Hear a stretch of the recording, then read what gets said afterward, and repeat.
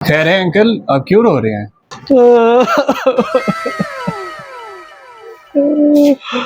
तुम्हारी उम्र का मेरा एक बेटा था जो पिछले महीने जवानी के आलम में फौत हो गया।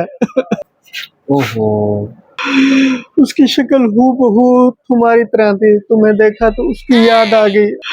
जब मैं उसको बुलाता था तो वो आगे मुझे कहता था, जी अब्बू। अब मुझे अब्बू कौन कहेगा?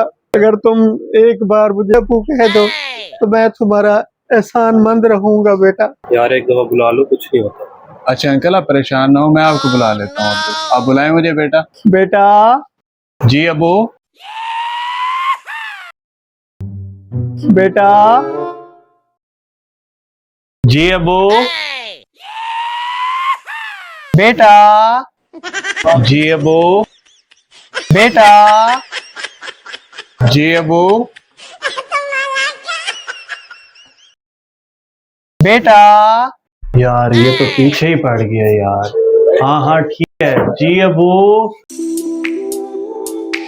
बिल कितना हो गया? यार 3000 आपके हो गए और 5000 आपके हो। यार मेरे अबू। यार वो बेटा आ रहे हैं तो बिल वो क्लियर करेगा, तो मुझे इजाजत दीजिए। ठीक। बेटा। हाँ हाँ ठीक है, जी अबू।